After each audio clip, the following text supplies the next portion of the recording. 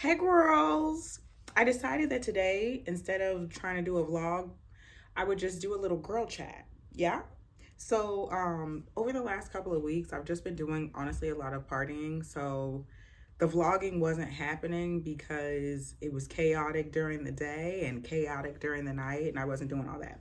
But today, I wanted to talk about something that I've been exploring a lot more as of late, and that is the topic of self love. Like, I feel like we hear these terms all the time, like self-love, you need to love yourself, and we talk about it kind of vaguely and kind of in a like very high view, like high level view, and don't really get down into the nitty gritty sometimes. So I want to talk about the practical ways to love yourself today. So I think I was watching this video, and she was talking about restoring your feminine energy, and one of the tips that she gave was to love yourself in all five love languages. And I was like, I feel like that's the whole message right there. That's what we're gonna dive into. I feel that if you make sure that you hit all five of these at least one time a day, then you'll be getting yourself on the right path to really figuring out how to love yourself, how you want, and how you need to be loved. So the five love languages are words of affirmation, receiving gifts, quality time, physical touch, acts of service. So we talk a lot about like how we like to receive love, and we always attribute that to receiving it from other people, but it's definitely something that we can do for ourselves. And I have found it to be like really uplifting to be able to pour so much love into myself over this past year. It's really changed my life. It's changed everything. And I want to share some ways that you can do that and some ways that I've been doing that. So we can start with words of affirmation.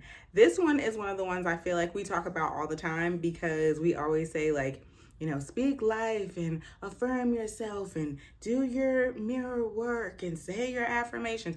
And I know it sounds super cliche, but it really is true, because in order to be able to speak well of yourself and to yourself, you have to think well of yourself. And for me, the first place that I do that is like knowing whose I am, knowing that I am a child of God, knowing that I am a daughter of the Most High, knowing that I am deeply loved, that I am created with the purpose, that I am beautifully, fearfully, and wonderfully made. All of that stuff. Like, it starts there and then it just kind of flows from there. So those affirmations are life changing. I remember going through some down times, and really just like struggling with confidence and like self-concept. I don't typically struggle with self-confidence, but some chapters in your life, lead you down that path. And I remember like having to look myself in the mirror, dead in the eye, and say, Keisha, I love you. Keisha, you are beautiful. I had to talk to myself, and I encourage everybody else to do that too. Get in that mirror. Get in that mirror. If you're feeling insecure about something, if you're feeling like you're losing somewhere or someone or whatever the case is, get in that mirror, look yourself dead in the eye, honey, and encourage yourself. I am beautiful. I am smart. I am talented. I am gifted. I am loved. I am safe. I am secure. I am precious. Get in that mirror.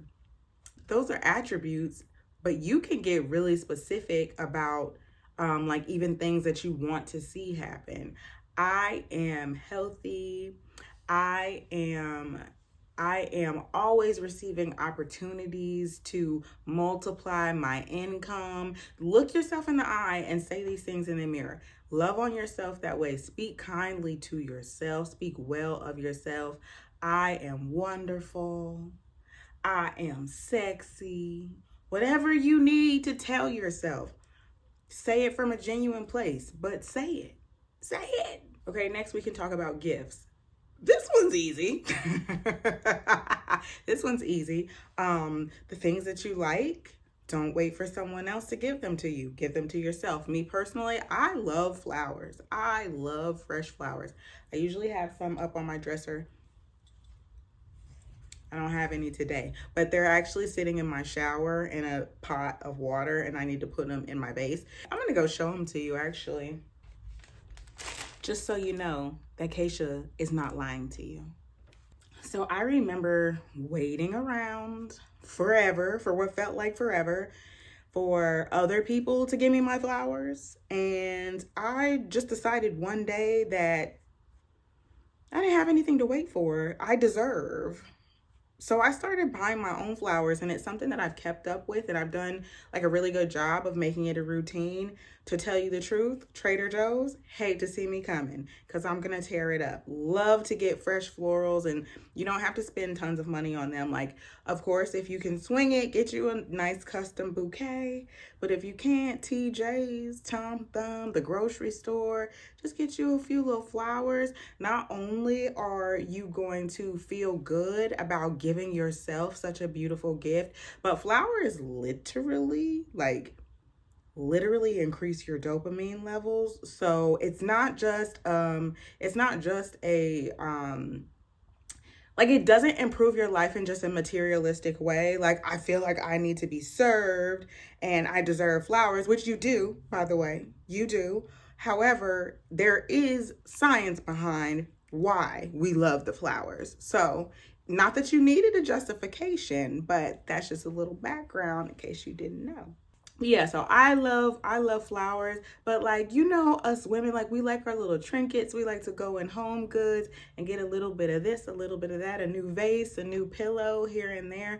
Gifts, give yourself something. If you know, have a big gift that you want to give yourself, make sure that you're being financially responsible with it. Make sure that you can swing it, but hun, buy the bag, buy the wallet, buy the car, girl, take the trip, whatever. Give yourself things. And if we're talking about things that you can do on a daily basis, to give yourself, you can give yourself like a little piece of chocolate with your meal, or at the end of the night, or give yourself a nice little glass of sparkling water. Find ways to give a little, just give a little this, give a little that to yourself. Now, acts of service may be my favorite one, because I feel like that's the arena in which women are usually trained to give and not so much to receive. So acts of service covers so many things. Like, it's a very broad spectrum, but little ways that you can do it. One of the ways that I like to do it is preparing myself a beautiful, nourishing meal. Not only do I make the meal, but instead of just eating it out of, or drinking my drink out of a red Solo cup, or better yet, when I make my smoothies, right? Instead of just drinking it straight out of the Ninja cup that it comes with, I'm gonna pour it into my cute little crustacean glass and drink it out of a glass that makes me feel happy when I look at it. Act of service. When I prepare a meal, I try to put it on a real plate and use a real fork. And I don't always get to sit down and savor it, but when you get a chance to do that, make sure you're doing that too. But you could also run yourself a bubble bath. Also, you could use it as an opportunity to book all those appointments that you've been putting off, your pap smear, your dentist appointment, your oil change, your nail appointment. Like, your nails are growing off, sis. I'm talking about myself. Your nails are growing out. Go get your nails done. Your toenail polish has chipped off. Go fix that. So take some time to just like schedule those things. And I feel like that is a way to really serve yourself. Like, don't necessarily just do the cutesy things. Oh, clean your house, right? Clean up your space, make it nice and beautiful and smell good. Decorate your space. Figure out like what your decor style is, and, you know, spend some time curating a space that really feels like you, that tells your story, that makes you feel warm and makes you feel good, makes you feel happy and at peace to be in it. These are all ways that you can give yourself acts of service. So next is physical touch. This is one of my faves because I feel like there is just so much power in these hands, in these beautiful hands, in these fingertips that we have. And you can really serve yourself in ways that are so uplifting. So you can, make sure that you're grooming. Grooming is a great place to give yourself physical touch, right? Like you're in the shower, scrub a dub dub. I used to be one of those people who I'm not saying I'm anti-washcloth, but so I started using a natural loofah in the shower, and I feel like it really gives you a nice exfoliation, makes the skin nice and soft, helps with circulation, helps with a more even skin tone, gets the dead skin off. So, find some cutesy shower things. Get you a body scrub, one of those back scrubbers. Those are always nice. The pumice stone for those dusty heels. All those things. Those are ways that you can use physical touch to give yourself love. Also, doing your skincare routine nightly, right? Like that's using your hands. That's using your hands to give yourself love, to pour into yourself. Your hair, make sure that you're taking care of your hair, whether that's rolling it or putting it in your twists or braiding it up or brushing through it or whatever at night. Or even get some oil. If you can reach your scalp, you know what I'm saying? Get some oil and put it on that scalp. Give yourself a luscious scalp massage. You will feel so amazing after. Girl, even your teeth, honey, get that tongue scraper. Get that water pick, honey, or your floss, whatever you use. Brush, rinse, all of that stuff. Pamper yourself. Put your moisturizer on. Put your eye cream on. Use your hands. After you get out of your shower, don't just air dry like we're 8, okay? Get your body butter or your lotion or your oil or whatever it is that you're using and really just use your hands to love on yourself. And when you are loving on yourself, girl, speak kindly to yourself. Look at these beautiful soft arms. They feel so nice to the touch. Talk sweetly to yourself. And lastly, we have quality time. So quality time is a great one because it's so rejuvenating, right? So for quality time, you can do hobbies that make you feel creative and make you feel inspired. I found this coloring book, like adult coloring book, that I really like to do at nighttime. I got the little alcohol markers that go with it. And I didn't think that it would be so challenging to color a picture, but it really makes me focus, okay?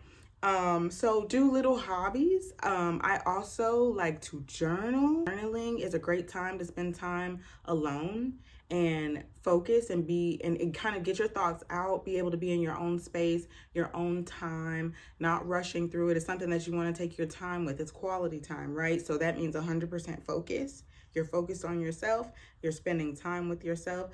Do something that makes you feel good. Stretch, work out, journal, write if you're a writer, sing if you're a singer. Take some time to actually sit down for that meal. And as a matter of fact, don't just sit down anywhere. Go outside under the beautiful sunshine and sit and enjoy that meal. Let those rays hit you. Activate that vitamin D. You can also take yourself out on a date.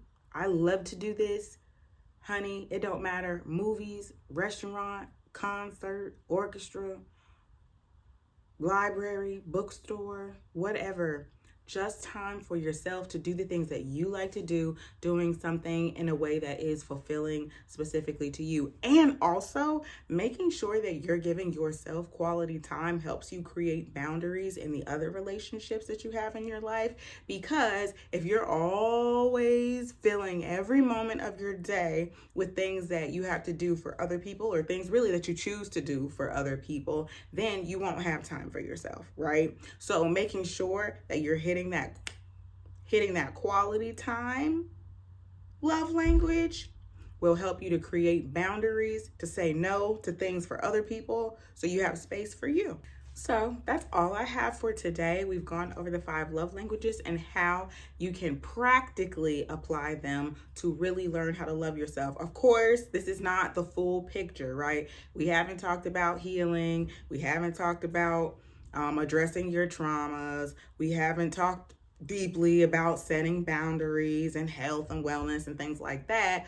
But it's a start. It's a start. If you're on your path and you're trying to figure out, like, I want to love myself, everybody keeps telling me I need to do it. Where do I start? Like, how do I do that? What does it look like? 5 love languages is a good roadmap to start on to kick you, not to kick you. I'm so sorry. I wouldn't kick you. But it's a good place to start to get you a good footing on your path to loving yourself. So thank y'all for sticking with me to the end of this video. I love y'all, and I will talk to you next time.